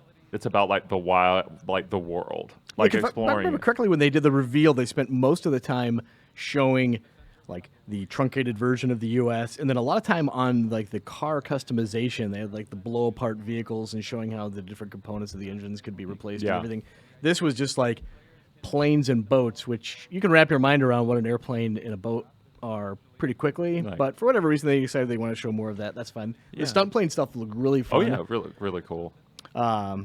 I know that I will not successfully fly through a city with that degree of ease, especially if they control anything like the awful airplanes in Ghost Recon Wildlands. Oh which my are God. Just a disaster. Oh, they're so bad. The helicopters too, I feel like. Especially like if you come off of playing Grand Theft Auto 5 Mhm. or something immediately after that and you pick it up, it's like, oh, this controls terribly. I feel like I'm just nudging things around. Yeah, praying more than that you don't crash into something. Yeah, it's not great. But I feel like I need to see more of that open world Mhm. before, you know, I know whether I'm interested in that game. Because it feels like there are so many big racing games right now. Like my first thought when we were watching the Crew was, because I was sitting in on the Microsoft stream yesterday, was like, well, this looks good, but it Mhm. doesn't look as good as Forza. And that, you know, Yeah. obviously different games, different scopes. I Mhm. get that, but, you know, there's still like that impact there of like, why would I be playing this instead of Forza if I was going to play like a driving game? Yeah. You know? I think like it's more like a Forza Horizon Mm. kind of experience than just like a Forza proper, of that just the fun, silly atmosphere about it. Right. It's weird. The scale is something that I don't know that the first one really nailed it for me. Like I enjoy the sensation of having a cross country road trip abbreviated, Mm. right? But to find that balance, you don't want it to be annoying to drive these great distances, but you want to feel like you're constantly seeing new stuff. Right. You're not just seeing like, oh, this town is just a copy and paste version of this one that I just drove through. With some trees like put elsewhere. Yeah. Yeah. Yeah. Or like you pointed out earlier, like Chicago being like the entire, you know, part of the United States, this part Yeah. of the United States. Yeah. So now with the introduction of planes, it will literally be flyover country. So Yeah. the Midwest salutes you back. Oh, I'm interested to see how it pans out and, you know, what they do to improve on. I hope they get rid of the radio towers. Mhm. Like, that was really bad. I just don't like Ubisoft's towers in general. You're not a big tower fan? Yeah, nah. Now I wonder too, the story. It's been a while since I played the Crew. Is this the same guy, this Roadrunner dude? Because there's that like you're avenging your murdered brother in the Right. first one. It was right? like a crime syndicate. This kind one of looks thing. like you're just on a cross country trophy kissing tour. Yeah, So, it looks like a little more rise fun. to power, sort of, but in the sports world. Sort Brought of to you by thing. Red Bull. Yeah, exactly. But We got South Park, Fractured But Whole. Yeah, Another were trailer you of on that trip? For that cover trip we did, or was No. that was Ben? I was not. Yeah, that must have been Ben. Yeah, I regret not finishing the first one because my PS3 died. Oh. Yeah, and I really enjoyed it. And I feel like I haven't watched South Park in years, since I was like in middle school or something, but I really enjoyed it, and I really enjoyed that game and how solid it was. So I think I'll try and finish off the original one, Stick of Truth. Yeah. And then play this one, because that was a pretty solid game. Really funny. Like, really, really funny. I think Ben Hansen and I are in agreement here. I think it's funnier when they curse and it's beeped out. Yeah. Yeah. Yeah, I think it's funny because it's kids. Yeah. Yeah, it's just funnier that way. What'd you think about that mobile game they showed off? Oh, the South Park Phone Destroyer? Yeah, like the trading card-ish kind of game. I don't know what that is. Is it going to be like another one of those CCG? Yeah, it's... Come on, we'll give you your money. Yeah, that's what it looked like, but, that'll probably make them a lot of money. Maybe it'll be enjoyable. Undoubtedly. I hope that if it makes them a lot of money, that it is at least somewhat enjoyable. Just if there's any justice in this world. And then we had Transference. What the hell was that? That's a weird deal. Yeah, it's kind of aggravating because, like, so many VR experiences are horror-based or, like, trying to mess with you. Yes. And if you're going to come out into that ring, you need to have something more than just, we have Elijah Wood. We have Elijah Wood, guys. And then, like, 2 seconds of gameplay, maybe. Like, that was just annoying. Yeah. Like, I wanted to actually see more from that when they didn't deliver. Like, most of the time when that happens, it's like, okay, that's fine. They're saving it. But just considering how overcrowded that particular genre in VR is, like, that is like the majority of noteworthy VR games are like either shooting galleries or horror. Like, they needed to have more, and they didn't. I would imagine that the difficulty with that is just showing a VR game, which by the nature of it is not going to look super great on a giant screen. Right. So you don't want to play your hand because, these jerks in the press they're going to be really dismissive and mean when they see something that doesn't live up to their expectations, right? Right. They're just going to be like, bluff, no thanks, not into it. But, like, this wasn't even intriguing is my thing. It's like, it's just aggravating. Oh. Hair-triggered Javy Gwaltney. Yeah, it's just, show me more. Show me, like, something. Show you something. Something. He was reaching for a light switch. I believe there was a soccer ball in the background. Spooky. You don't know why he was trying to turn the lights on. But, like, those 2 seconds that you saw on, like, the back screen of, like, gameplay looked like every other horror VR game I've played. Yeah. Yeah. They could have just done more. Yeah. Yeah. So, I don't know. Like, I'm sure I'll be checking it out when it comes out whenever. But it's just... That's because we have VR set up for in the office. You did not have to buy it. That's like, that should honestly be like one of the Game Informer perks when you apply for this job. Yeah. Is you can play VR. It really is. You don't. They should be positioned as you won't have to buy VR. You can just stay exactly and play. Anyway. Oh, so Skull and Bones. That looks freaking awesome. I think that's the big, like, obviously people are going to be freaking out about Beyond Good and Evil 2, just because of the legacy that first one has and sort of the story that's the developmental story that has, like, being in development hell for so long and people not being, sure if that's coming along or not. But Skull and Bones. Yeah. Like, I always wanted, when I finished, like, it's been a fair amount of time talking about how good Black Flag was. I've always wanted more Black Flag. And to have, like, a heavily modified version of that takes place outside of Assassin's Creed and maybe has fantastical elements attached to it. Like, they showcase that little Kraken at the end, maybe. Little Kraken? Yeah, little Kraken. Quite large, All right, JV. well, okay. I'm sorry I offended the Kraken. Sell it. Yeah, but, just the idea of that, and then maybe having some online functionality where you can team up with people and, like, go against teams of pirates. Yeah. That's so cool. That looks really cool. It seemed like it demoed well, or like it didn't feel bullshotty. Like that felt like like we were watching someone playing it almost, and didn't really seem fake. Like, and none of that canned co-op talk that you see in, like, the Destiny previews and stuff. Yeah, I'm curious to see how elements like boarding works, because it looks right now it's just kind of like a little cutscene plays, and there's probably some die rolls behind the scenes that govern whether or not it's successful or not. Right. So I'm curious to see how that all works. If you have like a crew that you kind of grow attached to, and you're leveling up individual, like, oh yeah, my navigator is now able to see threats farther away. Right. They did show. Did they show a skill tree in that one, or am I'm thinking? I think they showed. I think they briefly showed a skill tree, like maybe. Yeah, I don't recall. Okay, so I don't want to. I mean, that'd probably be one in there. Yeah. But it's interesting too, because I wonder. Do you remember what the name of the pirate game was in Black Flag when you were playing the Abstergo Industries sections in the current day timeline. Remember, you could watch a commercial on the desktop for it. Right. Their really crappy pirate game. It'd be really funny if it was called Skull and Bones. Yeah, that'd be pretty great. I'm also curious. Did you watch the Sea of Thieves thing yesterday? Yeah. Demo. You know, one of the. I feel like I'm pretty hard on Sea of Thieves just because it doesn't look good. It looks clunky. It looks like it has a lot of good ideas, but clunky execution.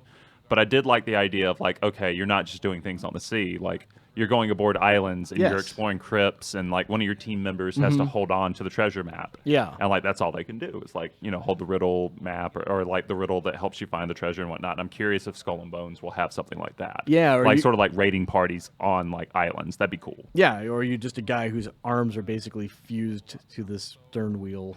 Yeah. You know? Yeah, I mean, you know, it's obviously that game's a bit away. What did they say? Fall 2018. Yeah, so I want to see more of it. I want to play it. Yeah, it looked really fun. Yeah, that was one of the most exciting things I think of the press conference overall. Yeah, for sure. And then of course, keeping that combo alive, we've got Just Dance 2018. A bunch of people came out and danced for us, and then a lady came out and sang. And they showed nothing from the game.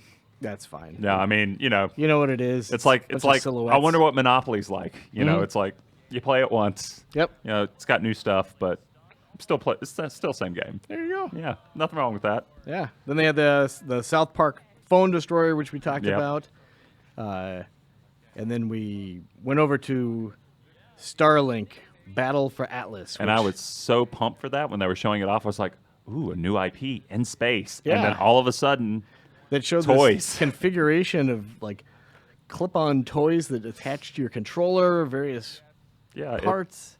It didn't look particularly graceful either. It just looked like they like planted a little flag on each controller that you stuck your chip on. That seems like it'd be annoying, like doing that. I don't know. I don't know. I bet Andrew Reiner right now is getting hyped over that somewhere in LA. I immediately see like, oh, I can buy stuff. I'm a little skeptical going into that because I don't know. If I wanted to be cynical for a second, if you'll indulge me, JV, I think. But you're such an optimist. I know. I think that might be a little cash grabby. Oh, absolutely. Just a little bit.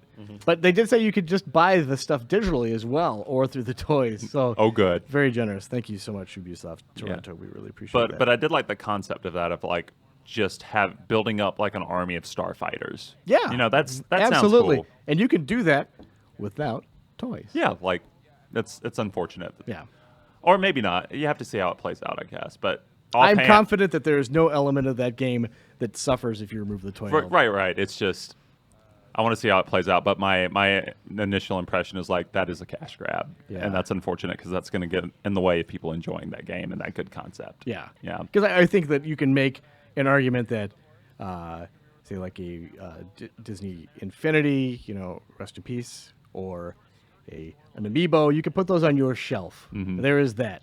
I don't know if you're going to want to put a spaceship that doesn't attach to anything beyond what it is. Right. And none of those spaceship designs look, Amiibos look cool and have like legacy attached to them, like character legacy, but those spaceships are just spaceships, man. I spend a lot of time concerned about what people put on their shelves. I want the viewers at home to have a lot of space. Have good stuff on your shelves, people. Put good stuff on your shelves, guys. Yeah. So we had the Steep expansion following that, which was a little unexpected, kind of a tie-in for the upcoming Olympic Winter Games. Surprised that they didn't put biathlon in there. Yeah. I know they don't have cross-country skiing, but I mean, like with their expertise in shooting, that could be really fun. I don't know how much more extreme it could be. Shooting a gun. It's pretty extreme. It's the most extreme pastime in America. Oh, this is your cue. I just set it up for you. Knock it down. What did they show next, JV? They showed Far Cry. Baby. Man, what'd you think of it? Because I saw that footage before, actually. So what did you think? See, I think, again, it just plays into, I understand some people are fatigued by open world. That is exactly the kind of game that I like. I love the Far Cry games. I think that those teams do a fantastic job of like creating these crazy worlds to play around in.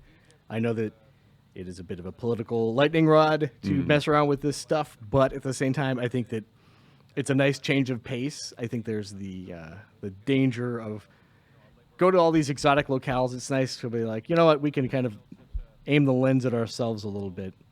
Oh yeah. Even though Dan Hay is Canadian. Yeah. That's So jerk. yeah, why couldn't this take place in Toronto? Toronto? Toronto. Yeah. Yeah. You Winnipeg. Know, so many violent, jerks just roaming Toronto. You never know. I don't we know. could ask Elise.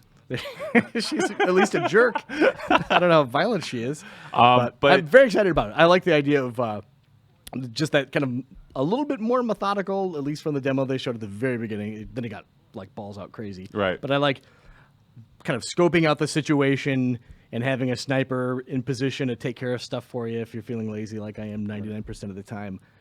Very excited for that one. Yeah. I think I've enjoyed I think I've loved every Far Cry except 3, which is amusing to me because like people consider like, oh, that was the real like peak changing point. It was like when the series shifted gears. Yeah.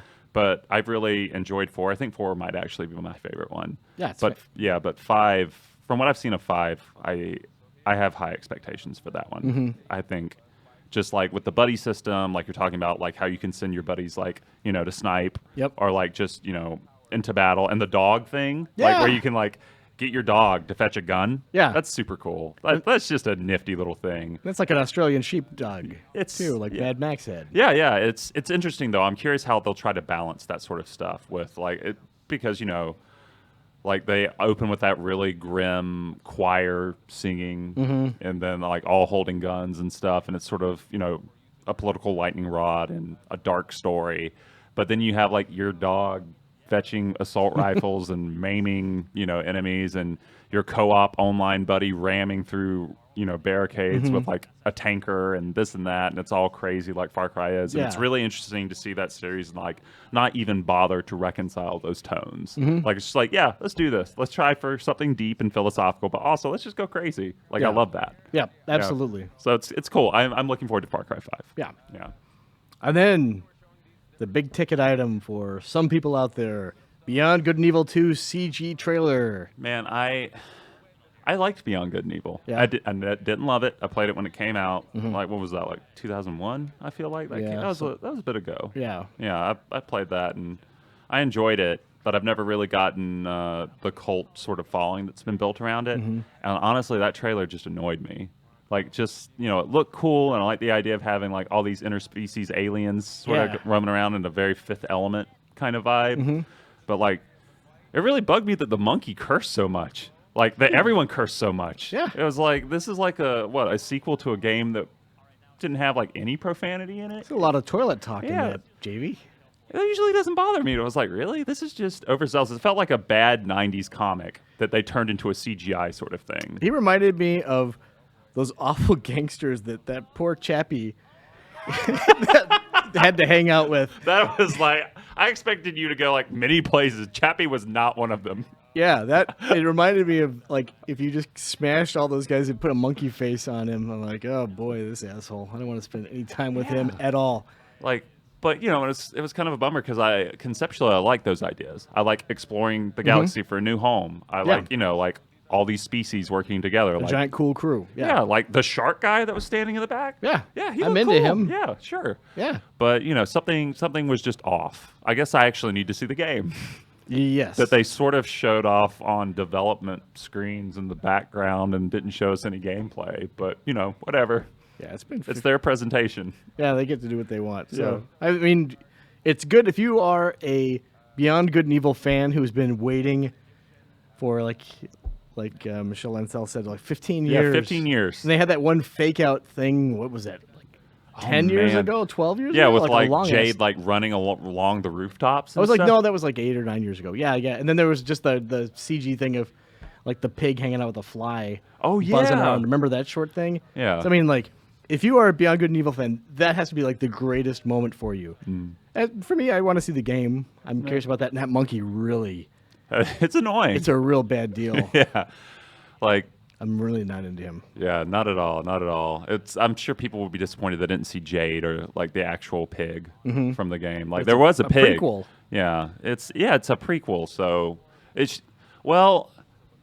they didn't say it was a prequel. They said it starts before Jade's born. But if they're going to another galaxy, maybe it's an Andromeda thing. So like by the time they get there to wherever Jade is, maybe she's her age. So maybe it's like a prequel sequel deal. Like prequel sequel. Yeah, prequel sequel. Wow. Yeah, I don't know. We'll see, but I'm not hyped for it. Right. I'm interested.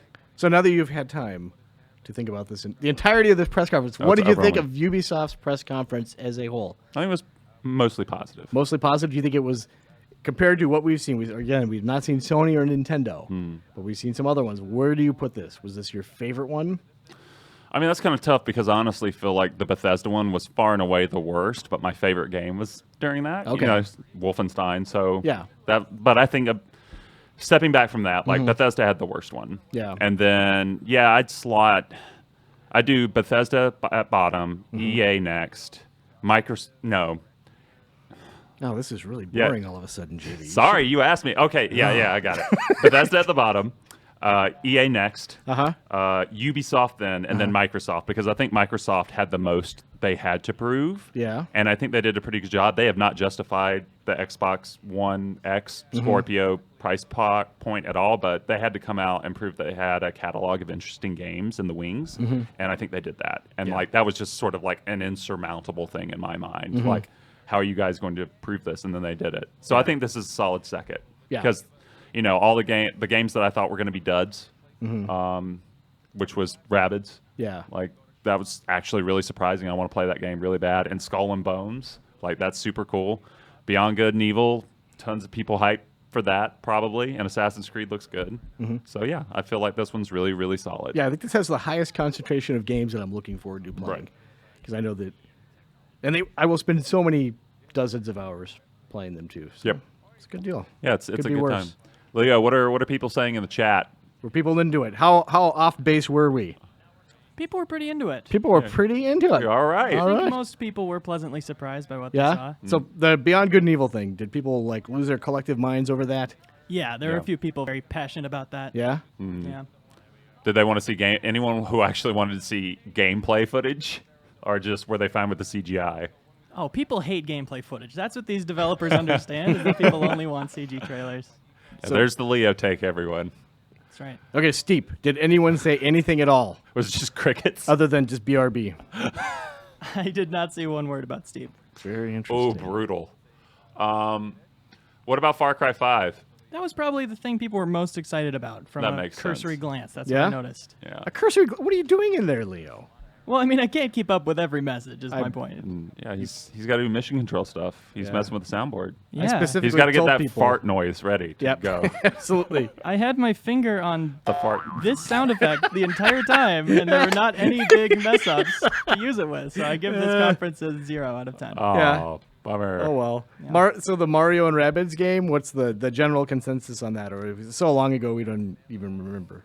Mostly what I saw is people interested in the gameplay. Yeah? People calling it, of course, XCOM. What was that game about again? Was it Metroidvania sort of game? Yeah, I can't even remember. I think it's a kind of a tactical cooking sim. I actually want to play that now. Yeah? Tactical cooking sim? I don't know.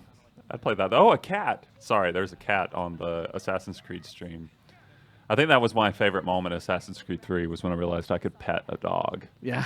Like, I'm very easy to please. Yeah? Yeah. And then you got to ride with Paul Revere. Well, that must have been revelatory. I love that Connor was like the centerpiece of everything in that game. Every historical event that they taught us in school about the American Revolution, Connor was responsible for. Exactly. All right, but yeah, pretty solid. Anything else, Cork, you think we should say about Ubisoft? No, I think they did a really good job. There was... I guess the Transference presentation was like the weirdest like thing that happened, but even that wasn't particularly strange. Yeah. I mean, that was, we've been there. Like, it was more aggravating for me than anything else, but it wasn't bad. It was just like, it looks interesting, but you didn't show me enough. Right. Yeah. But I felt like on the whole, most of the stuff here was good or interesting. Like, I want to play the majority of things here, at least for a few minutes. So, you know. It's something. There you go. Yeah. That's something. Yeah, that's something. JV's immortal closing shot. Exactly. All right. Well, we got Sony coming up. Yeah. When's that? Is that tonight? It's tonight at 8 p.m. Central, if I'm not mistaken. I think we'll start at, what do you say, 7:45, Leo? 7:45. That sounds great. 5:45 Pacific. Also, somebody requested about an hour and a half ago that JV wink at the camera, so I think this is great closure to the stream. All right. Can you like this? Can I? Which eye, friend? I know how to wink. I'm I think a human you've being. given people entirely too much already. That's perfect. Yeah, who's going to be on the Sony stream? Is it you? I believe Kay? it's Jeff and- Marchiafava and Dan Tack. Okay. Who has promised to tear his shirt off if Yeah. Bloodborne 2 is announced. So you should tune in and watch that Someone gift catastrophe that. in the making. Someone gift that for all time. Yeah, I bet Dan has it already preloaded. He's going to be making a GIF of that on his own. You don't have to worry about it. All right. Okay, well, I think that's it for now. Yeah. Yeah, all right. Bye, everyone.